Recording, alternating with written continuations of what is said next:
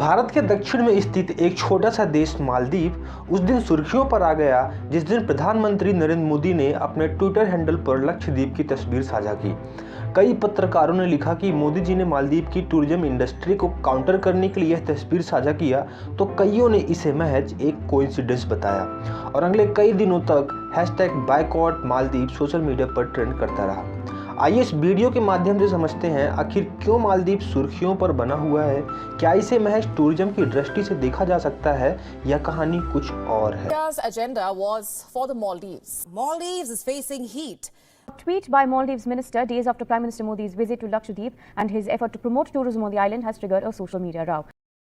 भारत की तरह ही मालदीव भी अंग्रेजी ताकतों का गुलाम था। इसे कॉलोनाइज करने वाला भी कोई और नहीं बल्कि ब्रिटेन ही था।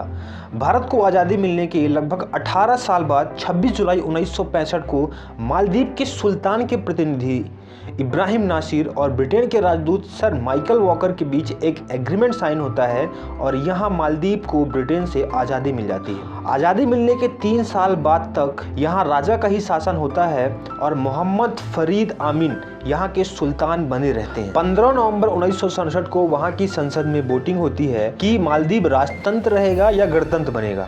44 में से 40 लोगों ने गणतंत्र के पक्ष में वोट किया। इसके बाद एक ऐसा रेफरेंडम पूरे देश में भी करवाया गया जिसमें 93% लोगों ने गणतंत्र के पक्ष में वोट किया। 11 नवंबर 1968 को मालदीव गणतंत्र घोषित होता है। यहाँ से खत्म होता है 853 साल पुराना राजतंत्र। इब्राहिम नासिर यहाँ के नए राष्ट्रपति बनते हैं और शुरू होता है मालदीव का आधुनिक सफर।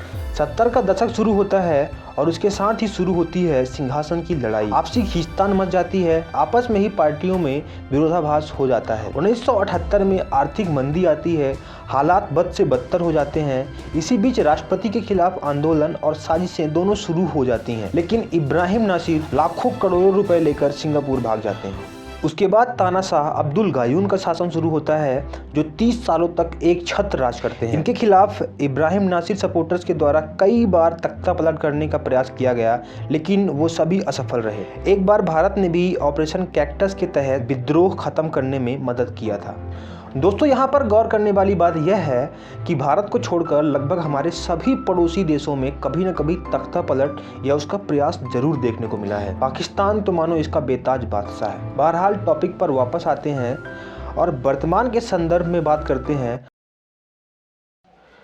यूँ कहें तो भारत और मालदीव के संबंध बहुत गहरे हैं। हमारे पड़ोसी देश होने के अलावा मालदीव के साथ हमारे कल्चरल टाइज भी रहे हैं। सब कुछ सही चल रहा था, भारत ने करोड़ों का निवेश कर रखा था, दोनों देश साथ मिलकर काम कर रहे थे। लेकिन इस दोस्ती में टकराव शुरू होता है जिस दिन मालदीव प्रेसिडेंशियल इलेक्शन 2023 के नतीजे घोषित होते हैं और मोहम्मद मुजू नए प्रेसिडेंट बनकर आते हैं। मोहम्मद मुजू ने पूरी इलेक्शन कैंपेन के दौरान इंडिया आउट का नारा लगाया, यानी कुल मिलाकर मोहम्मद मुजू प्रो चाइना व्यक्ति हैं जिनका इंटरेस्ट भारत से ज्यादा चाइना पर है। राष्ट्रपति बनने के कुछ दिनों बाद ही मोहम्मद मुजू ने एक फरमान जारी किया और भारत को मालदीव से अपनी सेना हटाने के लिए कहा। कुछ दिन बाद उन्होंने फिर एक फरमान जारी किया और भारत के साथ चल रहे हाइड्रोग्राफिक सर्वे समझौता को रद्द कर दिया।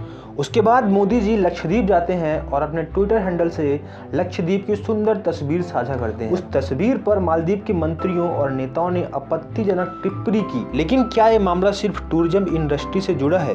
क्या चीन के मालदीव पर बढ़ते प्रभाव को हम सिर्फ टूरिज्म इंडस्ट्री की दृष्टि से देख सकते हैं? मेरा मानना है नहीं। दोस्तों, यह तो स्पष्ट हो चुका है कि मालदीव के साथ हमारे संबंध दिन प्रतिदिन बिगड़ते जा रहे हैं। राष्ट्रपति मोहम्मद मुजू चीन के दौरे पर हैं, जो भारत के लिए और भी घातक है।